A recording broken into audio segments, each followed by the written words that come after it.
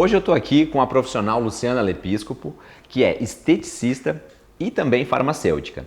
E aí eu vou pedir umas dicas aqui de quais os principais princípios ativos que a gente pode estar utilizando no Spectra Arts, né? Com essa manoplinha aqui das 25 agulhas de ouro, que eu consigo realmente fazer um aumento de permeação, não é verdade, Luciana? Sim, com certeza. Bom, Cris, primeiro de tudo, a profissional de estética tem que lembrar que quando for utilizado o Spectra Arts, que é a radiofrequência fracionada, a gente vai causar uma microlesão e aí para isso eu preciso de um cosmético específico. Então o mais recomendado é que esse cosmético seja em monodose e estéril, então aí a gente vai trabalhar com uma maior segurança. Em relação aos ativos, nós temos aí uma grande gama de ativos, então nós precisamos ver quais as afecções que vão ser tratadas para escolher o melhor ativo para determinado problema. Por exemplo, para flacidez, né? Quem tem tratamentos de rejuvenescimento, o que tu recomendas? Que ativos? Para flacidez e tratamentos de rejuvenescimento, a gente pode utilizar bastante os fatores de crescimento bioidênticos. Então são substâncias que são muito parecidas com as que o nosso organismo produz e que vão gerar estímulo e produção de colágeno e de glicosaminoglicanas, de elastina, de ácido hialurônico, que são todas as substâncias que o fibroblasto fabrica e a gente vai estar incentivando ainda mais essa produção.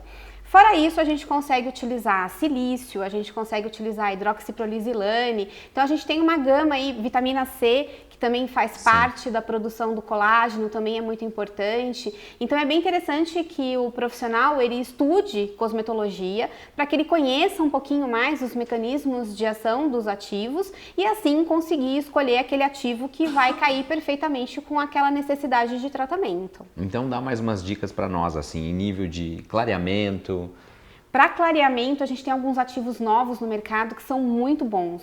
Eu gosto bastante do Exil Resorcinol, que é um ativo que já age em várias etapas do processo de melanogênese. Então a gente consegue ter um efeito clareador bem interessante. A gente tem o No Pigmerin, que também é um ativo super moderno, com ação bem comprovada na parte do clareamento. E a gente já tem os consagrados, né? Então a gente pode estar utilizando aí licorice, a gente pode estar utilizando alfarbutin, a gente pode estar utilizando algo white, então a gente também tem uma série de substâncias aí que são bem interessantes no clareamento. O que também é legal a gente frisar, que é uma dica bem interessante, todas as vezes que a gente vai fazer procedimentos um pouco mais minimamente invasivos, então como a radiofrequência fracionada, como o jato de plasma, a gente não pode esquecer de colocar ativos de hidratação, porque essa pele precisa ter esse suporte de hidratação para que ela consiga responder melhor ao tratamento. Prévio, isso. Prévio e pós-imediato. Sim. Então, no pós-imediato também é bem interessante que eu coloque ativos de hidratação, para justamente esse tecido, após ter sido lesionado, ele também ter subsídios para se restaurar de uma melhor maneira. E os clareadores, mesmo que a intenção não seja o clareamento, eu já coloco ele como uma forma preventiva. Então, como eu posso causar uma lesão, já para eu evitar qualquer tipo de problema de uma hipercromia pós-inflamatória que possa vir a acontecer, eu já me precavenho e já também utilizo um ativo aí que seja um inibidor de melanogênese. Então é uma dica também bem interessante para o profissional, né? Então misturar aí o inibidor de melanogênese com um ativo hidratante e aí discorrer, se for flacidez, estrias, enfim, aí ela vai fazer a mescla dela para o tratamento. Vamos explorar um pouco mais aqui a Luciana. Lu, me diz uma coisa, me conta como é que é essa preparação da pele prévio à radiofrequência fracionada. É uma sessão? São 3 sessões? Como? Primeiro de tudo, o profissional precisa promover uma limpeza de pele. Então esse é o básico. Que esquecem, né? Às vezes acabam esquecendo, né? Vão direto para o tratamento tratamento. Às vezes não é nem o profissional que esquece, às vezes a ansiedade do cliente em já querer começar com o tratamento logo de cá, eu vim fazer a consulta, eu já quero começar hoje. E aí, nessa ansiedade, às vezes o profissional pula essa etapa que é extremamente importante. Então, primeiro de tudo, a limpeza de pele. Depois eu preciso dar suporte para esse tecido, então preciso fazer hidratações. Aí o número de sessões depende muito da necessidade de cada pessoa. Então, às vezes uma é o suficiente, às vezes 4, serão necessárias. Então aí também cabe ao profissional fazer essa avaliação, fazer essa anamnese do perfeita, grau de desidratação do tecido. Do grau de desidratação do tecido, para justamente poder avaliar o quantas sessões vão ser necessárias. Mas isso é extremamente importante. Já é comprovado que um tecido desidratado, ele não responde da mesma maneira que um tecido hidratado. E outra coisa, vou te cortar aqui, Luciana, um tecido desidratado, ele não consegue absorver a corrente elétrica. Então, quando a gente usa radiofrequência ou qualquer recurso eletroterápico, é fundamental a hidratação. A hidratação. A gente vê que pacientes demoram muito para aquecer a pele, né, numa radiofrequência. Porque não tem água. Não tem água. Sim. Então, a verdadeira hidratação é de dentro para fora, tomando muita água também, né? Também, isso também faz parte. E esse é outro ponto que o profissional de estética também esquece. Fazer uma pequena avaliação dos hábitos do cliente. Sim. Então, ele consome água, ele ingere líquido, como que é a alimentação, é uma alimentação mais balanceada, ele está comendo frutas, legumes, vitaminas, é um organismo deficiente ou não? Como que ele está em reposição de minerais, de sais minerais, de vitaminas? Tudo isso faz parte de um organismo e é a resposta. Então, às vezes o profissional de estética pensa, eu vou tratar uma face, mas eu não estou tratando uma face, eu estou tratando um organismo como um todo. E essa análise também precisa ser feita. É verdade, gente. Aqui dá para dar uma aula de horas, né, sobre a anamnese, né, que realmente olhar, ter essa visão integral, né, do paciente é fundamental. É fundamental, uma visão ampla, né, do paciente, isso é muito fundamental. Hábitos, problemas de saúde, medicação, enfim, uma série de coisas que a gente precisa levar em consideração, até mesmo para escolher o melhor recurso, de qual vai ser o melhor tratamento, e também para avaliar o resultado desse tratamento, né? E conta pra gente, como é que tu evita a hiperpigmentação pós-inflamatória? Primeiro de tudo, eu tenho que fazer de novo uma boa avaliação do fototipo. Sim. Do meu paciente. Então, às vezes pode ser que algum recurso não seja o mais recomendado para aquele fototipo, então eu vou fazer uso de uma outra tecnologia que seja mais adequada.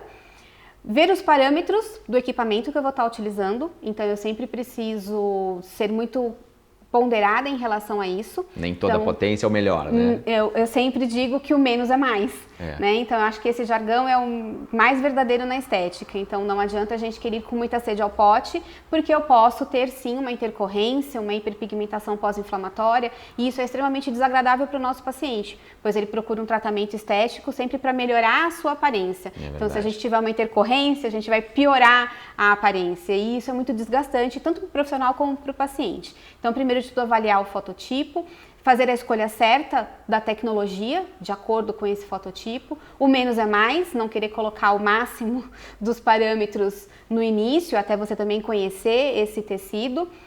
Usar um protetor solar, a indicação do protetor solar é fundamental. Então... E é porque pós 24 horas, logo imediato...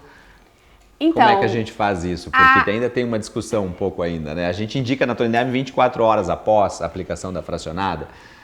Um tamponamento disso, como é? Então, nós temos aí agora alguns estudos que relatam aí a utilização de protetor solar sem permeação após os minimamente invasivos, mas eu acho que vale de novo, abrir um pouco esse leque de avaliação.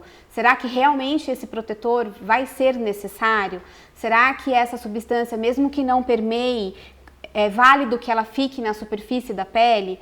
Toda vez que eu passo um protetor solar, é como se eu estivesse dando um aval para o meu paciente se expor ao sol. Então ele vai se sentir muito mais sossegado, muito mais protegido. Será que de repente isso não gera uma exposição desnecessária? Então são vários fatores que a gente tem que avaliar, além de só o único e exclusivamente permeia ou não permeia. Certo. Então são muitas coisas que a gente precisa levar em consideração. Depois que eu apliquei esse produto, como que vai ser a remoção? Um filtro físico, ele adere muito mais à superfície. A remoção é um pouco mais difícil, mais dificultada. Será que esse atrito na hora da remoção não vai ser prejudicial para essa pele que acabou de passar por um procedimento minimamente invasivo?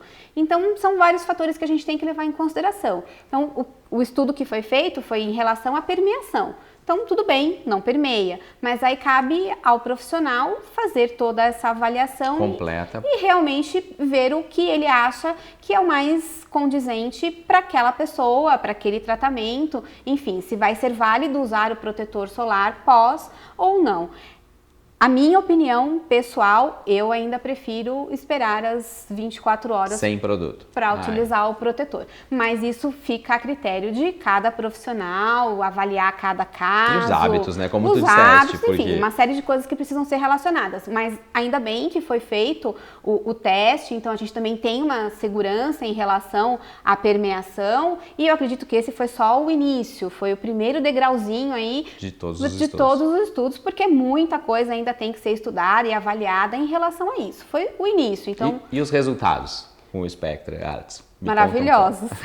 São Os ótimos. pacientes estão gostando. Amam. Resultados principalmente para papada, para flacidez de pescoço. É um resultado bem interessante. Eu tenho feito várias pacientes, elas têm tido do contorno do rosto. Do contorno do rosto, dessa partezinha aqui de baixo de flacidez, que não é gordura, então fica o aumento do volume, mas é o aumento de volume de tecido, né? Então aí esse a gente precisa resolver com o estímulo de colágeno. Então para essa região eu tenho tido um resultado muito interessante.